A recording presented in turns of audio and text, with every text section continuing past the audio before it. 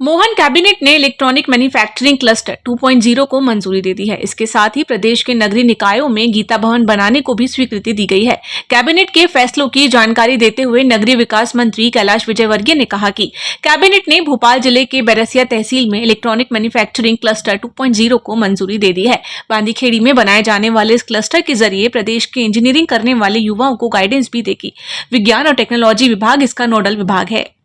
देखिए, सबसे पहले तो आज जो हम प्रधानमंत्री जी को धन्यवाद देंगे कि उन्होंने 1 लाख करोड़ रुपए की योजना युवाओं के लिए प्रारंभ की और एकदम फ्रेश युवा जो पढ़ाई करके निकलता है, यदि उसको नौकरी मिलती है तो केंद्र सरकार उसको 15,000 रुपये देगी।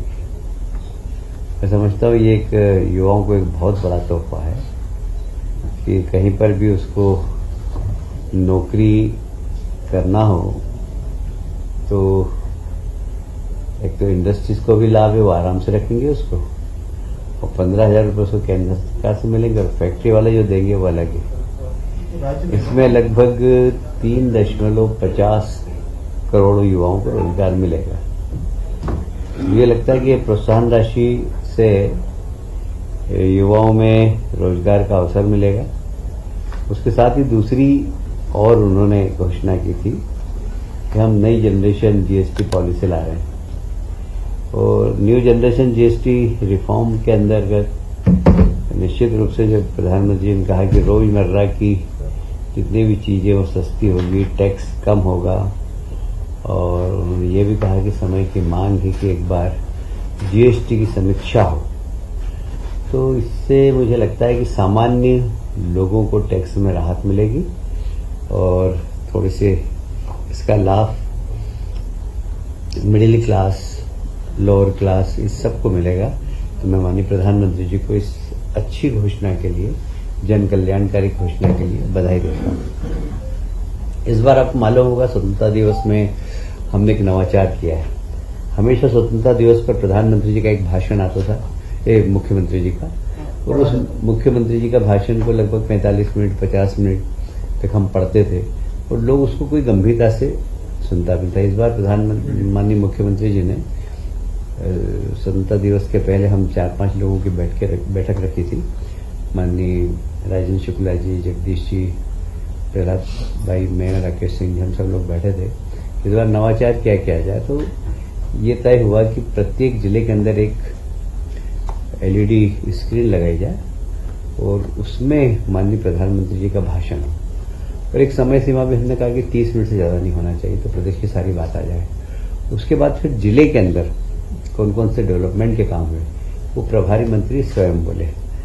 तो इसका बड़ा अच्छा लाभ भी मिला और स्थानीय लोगों ने इसकी बड़ी प्रशंसा की कि हमको भी नहीं पता था कि जिले में क्या क्या हो रहा। आपके भाषण से पता लगा कि जिले में इतनी बड़ी बड़ी योजनाएं आई हैं। तो ये एक अच्छा प्रयोग था और इसकी सब दूर प्रशंसा भी हुई है और मैं समझता हूँ कि भविष्य में और हम इसको इजी कैसे कर सकेंगे, इसके ऊपर भी हम इस नवाचार में ध्यान देंगे। मुझे कहते हुए बहुत प्रसन्नता हो रही है कि मतलब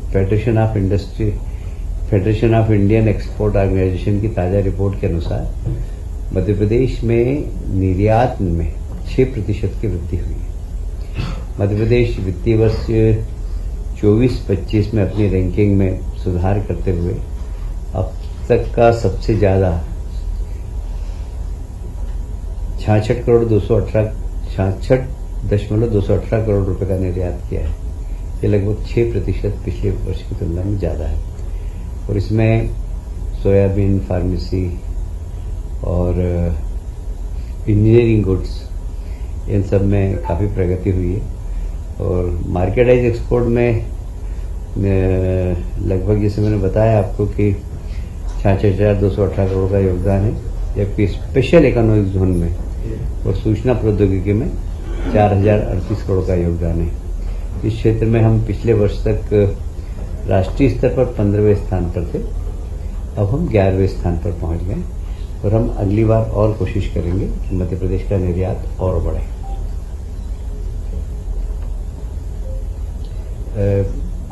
कोई भी प्रदेश जब विकास करता है तो उसमें पूंजीगत व्यय की भूमिका बड़ी महत्वपूर्ण होती है। और मुझे कहते हुए बहुत प्रसन्नता है कि पिछले चालू वित्तीय वर्ष में हम तिमाही पूंजीगत व्यय में देश के जो प्रथम 3 राज्य हैं जिन्होंने डेवलपमेंट के लिए पूंजीगत राशि में बजट में प्रावधान किया, उसमें मध्य प्रदेश तीसरे नंबर पर है। गुजरात जहां 65% पूंजीगत व्यय हो रहा है, उत्तर प्रदेश में 42% और मध्य प्रदेश में 41% बजट पूंजीगत व्यय में हुआ। ये एक विकसित होता है, विकासशील, एक विकसित होते हुए प्रदेश का द्योतक है और इसलिए मैं मुख्यमंत्री जी को इस बात के लिए बधाई देता हूं। कल माननीय मुख्यमंत्री जी ने प्रधानमंत्री जी से भेंट की है और भोपाल की मेट्रो और यहाँ किसानों के लिए बहुत बड़ा काम हुआ है। जहाँ केंद्र सरकार किसान सम्मान निधि दे रही है, वहीं हमने इरिगेशन का रकबा काफी बढ़ाया है और विशेषकर नदी जोड़ो अभियान के बाद आने वाले समय में लगभग मध्य प्रदेश की 60 से 70% जमीन सिंचित हो जाएगी। तो एक बहुत बड़ी बात है और हमारा जो लक्ष्य है वो 100% जमीन को सिंचित करने का है और इससे किसान के उत्पादन में, किसान फसल पहले 1 लेता था, फिर अब 2 लेना चालू करे, अब 3 और नर्मदा किनारे के किसान तो 4 खेती ले रहे हैं और इसलिए किसान काफी खुश हैं और एक किसान सम्मेलन हम भोपाल में करना चाहते हैं और इसके लिए हमने माननीय प्रधानमंत्री जी को निमंत्रित किया है। जब भी वो समय दे देंगे। आप सभी जानते हैं अभी प्रधानमंत्री जी का एक भाषण हुआ था, उन्होंने कहा था कि आत्मनिर्भर भारत के लिए स्वदेशी बहुत जरूरी है और उन्होंने आग्रह किया था कि हमारे स्वदेशी कलाकार, उनके द्वारा निर्मित वस्तुएं आप खरीदेंगे तो भारत आत्मनिर्भर होगा। और इसी दृष्टि से केंद्र सरकार, प्रदेश सरकार, डबल इंजन की सरकार दोनों मिलकर काम कर रहे हैं। मुझे गर्व है कि पिछले दिनों राजनाथ सिंह जी ने रायसेन उमरिया गांव में 10 अगस्त को BML आधुनिक रेल कोच कारखाने का शिलान्यास किया है। शायद आपकी जानकारी होगी कि पहले रेल के डिब्बे भी हम बाहर से मंगाते थे, अब हम स्वयं मैन्युफैक्चरिंग करेंगे और हमारे देश की रेल में कोशिश ये होगी कि हर चीज स्वदेशी हो और इस दिशा में पिछले 11 वर्षों में काफी तेजी से काम हुआ है। इसी तरह धार में PM मित्रा पार्क, सभी जानते हैं टेक्सटाइल का एक बहुत बड़ा पार्क बन रहा है और मध्य प्रदेश ने पूरा देश टेक्सटाइल के मामले में पूरी दुनिया में पहचान होती थी। कभी धीरे धीरे हमने अपनी पहचान खोई, पर हम पुनः पहचान बना रहे हैं। माननीय प्रधानमंत्री जी का बहुत रुचि है इसमें और इसलिए PM मित्रा पार्क यहाँ पर धार जिले के अंदर एक बड़ा बन रहा है। उसके उद्घाटन के लिए भी माननीय प्रधानमंत्री जी आने वाले हैं और अभी आप जानते हैं कि हमने अलग अलग जिलों की विशेषता के अनुसार अलग अलग जिलों में कॉन्क्लेव किए। कटनी जो कि माइंस के लिए पहचाना जाता है, वहां पर भी हमारा 23 अगस्त को माइनिंग कॉन्क्लेव है और उसमें देश भर के माइनिंग क्षेत्र में काम करने वाले लोग आएंगे। इस कॉन्क्लेव में स्ट्रेटेजिक एवं क्रिटिकल मिनरल पर फोकस होगा।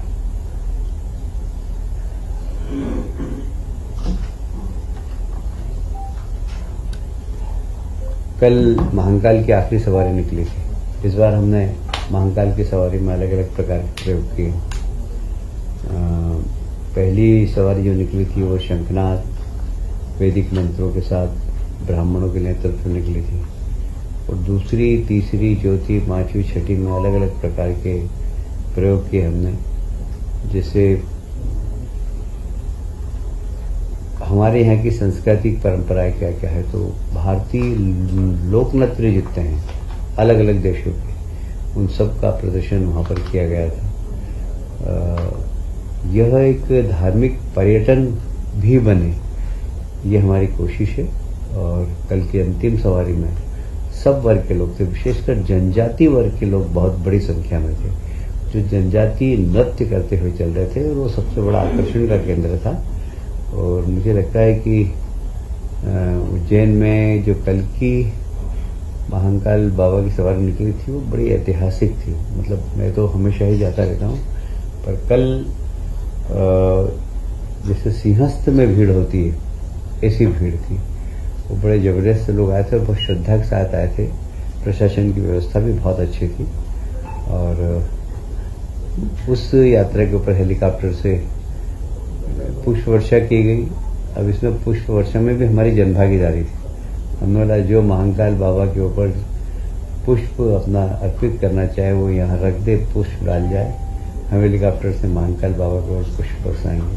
लोगों ने बड़ी संख्या में पुष्प दिए और हेलीकॉप्टर के माध्यम से बाबा की सवारी पे पुष्प वर्षा की गई।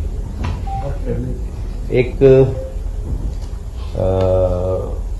इलेक्ट्रॉनिक मैन्युफैक्चरिंग क्लस्टर EMCS, ये बहुत महत्वपूर्ण प्रोजेक्ट यहाँ पर भोपाल के पास बैरसिया में डल रहा है। ये भारत सरकार के सहयोग से डल रहा है और विज्ञान एवं टेक्नोलॉजी विभाग इसका नोडल विभाग है। इसमें लगभग 371 करोड़ का निवेश होगा। ये रिसर्च एंड डेवलपमेंट के लिए काम करेगा। आप सभी जानते हैं मध्य प्रदेश में इलेक्ट्रॉनिक्स के क्षेत्र में काफ़ी इन्वेस्टमेंट आ रहा है, तो बाकी इसलिए एक रिसर्च एंड डेवलपमेंट के स्थान की बड़ी आवश्यकता थी। भारत सरकार के माध्यम से हमने 371 करोड़ का एक सैद्धांतिक स्वीकृति हमको मिली है। उसमें 225 करोड़ रुपया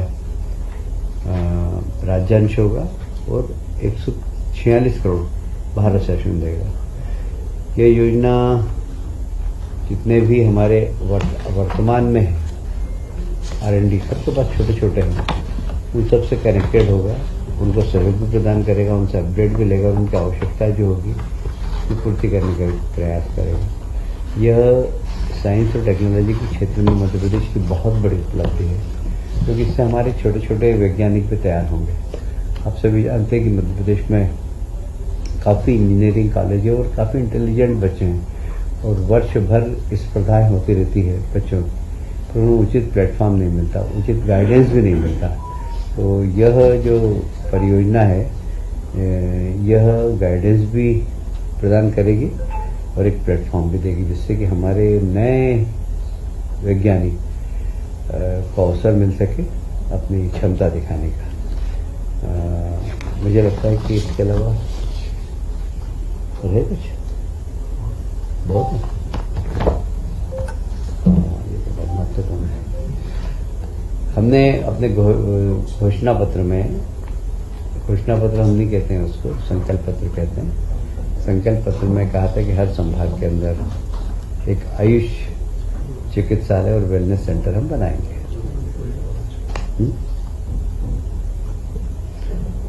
तो अभी 5 आयुर्वेदिक महाविद्यालय बन रहे हैं और वेलनेस सेंटर बन रहे हैं। सागर, शहडोल, नर्मदापुरम, मुरैना और बालाघाट, इसकी आज स्वीकृति मिली है। और प्रत्येक महाविद्यालय की कंस्ट्रक्शन की कास्ट 70 करोड़ होगी।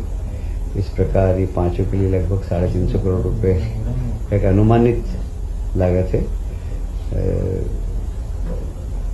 इस महाविद्यालय के माध्यम से जहां हम आयुर्वेदिक चिकित्सा पद्धति को प्रोत्साहन देंगे, वहीं पर आजकल वेलनेस सेंटर्स काफी डल रहे हैं। लोग प्रकृति के पास आकर प्राकृतिक चिकित्सा के माध्यम से प्राकृतिक परंपराओं के अनुरूप किस प्रकार जीवन जिए उसकी बहुत कोशिश करते हैं, बहुत दूर दूर जाते हैं। हम कोशिश करेंगे इन स्थानों पर वो सब वेलनेस सेंटर बने, लोग आएँ आराम से 2-4 दिन, 5 दिन, 8 दिन, 10 दिन रुकें और आयुर्वेदिक चिकित्सा पद्धति का भी लाभ उठाएं और एक प्राकृतिक चिकित्सा का भी लाभ उठाएं।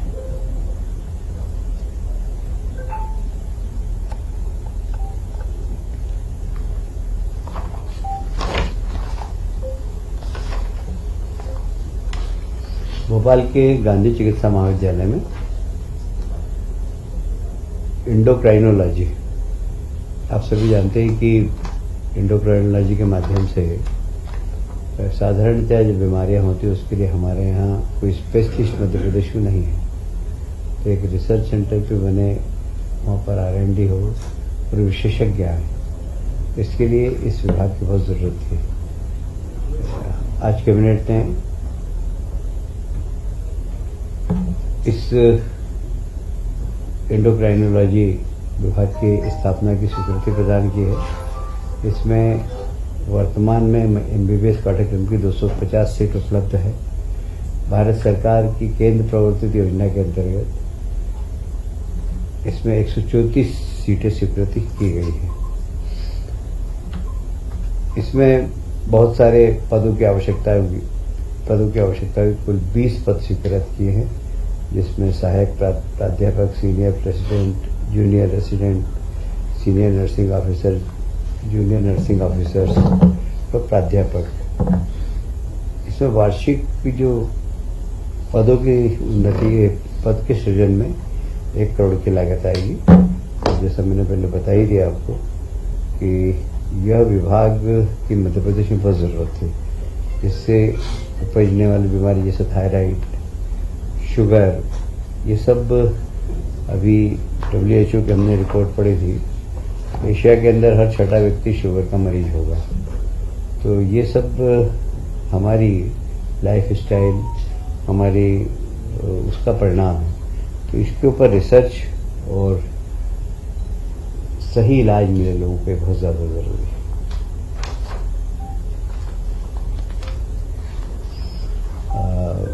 अभी आप सभी जानते हैं कि हमारे अनुसूचित जाति पिछड़ा वर्ग को मध्य प्रदेश सरकार शिक्षावृत्ति देती है और इस शिक्षावृत्ति के माध्यम से वह न सिर्फ अध्ययन करते हैं बल्कि अपना जीवन यापन भी कर लेते हैं विद्यार्थी जीवन में।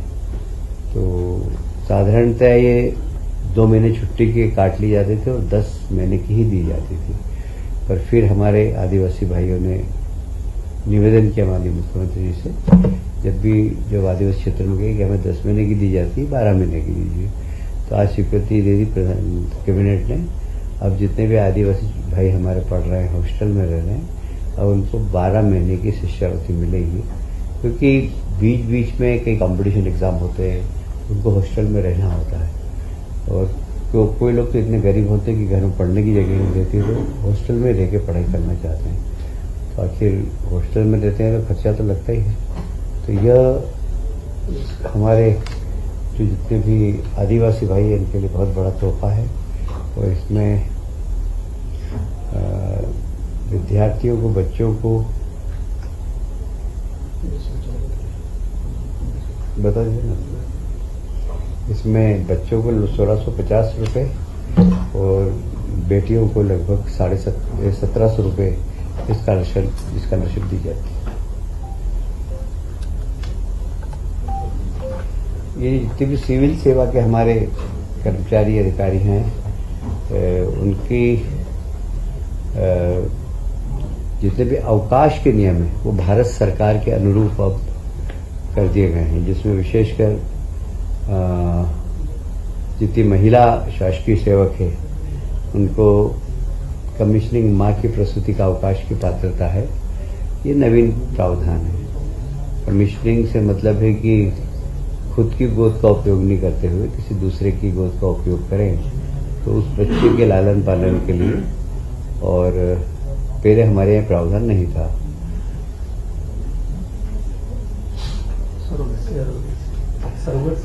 सेरोगेट बच्चा नहीं हो रहा वो सरोगेट मदद। अवकाश विभागों में शैक्षणिक सफर को 1 वर्ष में 10 दिन का अर्जित अवकाश की पात्रता है। ये भी एक नवीन प्रावधान है। दत्तक संतान ग्रहण करने के लिए शासकीय सेवक को पितृत्व कुल 15 दिवस की पात्रता, ये भी एक नवीन प्रावधान है। संतान पालन अवकाश की पात्रता एकल पुरुष शासकीय सेवक को भी दिया जाना, ये नवीन प्रावधान है। यदि कोई सिंगल पेरेंट्स हो उसको भी दी जाएगी। दिव्यांग अथवा गंभीर अस्वस्थ शासकीय सेवक उसको अवकाश का आवेदन देना जरूरी होता था। अब यदि वो अवकाश का आवेदन नहीं दे, बाद में भी दे, तो भी उसको मान्य किया जाएगा। कई बार एक्सीडेंट हो जाता है, कोई बेहोश हो गया, नहीं दे सकता, तो ये एक भारत शासन के जितने प्रावधान थे हमारे मध्य प्रदेश में भी हमारे यहाँ के जो सिविल सेवा में काम करने वाले अधिकारी हैं उन सबको लाभ मिलेगा।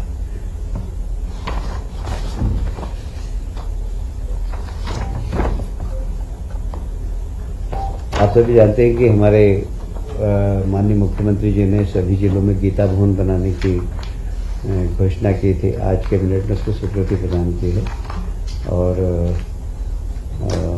आग्रह किया गया सबसे कि हर जिले के अंदर एक गीता भवन हो। गीता भवन सिर्फ प्रवचन का नहीं, हमारी संस्कृति का भी केंद्र बने। तो वहाँ पर एक अच्छी लाइब्रेरी हो, एक अच्छी कैफेटेरिया हो और एक बढ़िया सा स्थान बने, धार्मिक और सांस्कृतिक केंद्र बने। ये माननीय मुख्यमंत्री जी की इच्छा थी। आज हमने उसको कैबिनेट में स्वीकृति प्रदान कर दी है। इसमें सारे कलेक्टर को निर्देश दिए जा रहे हैं कि अगर नगर निगम नगर पालिका के पास जमीन नहीं हो, फिर राजस्व की जमीन वो चाहे तो उसे 1 रुपये मूल्य पर दी जाए गीता भवन के लिए। ये निर्देश माननीय जिलाधीशों को दे दिए गए हैं। यह योजना 5 वर्ष के लिए है। 5 वर्ष में सभी जिले के अंदर ये गीता भवन बन जाना चाहिए, इसी अपेक्षा की गई है।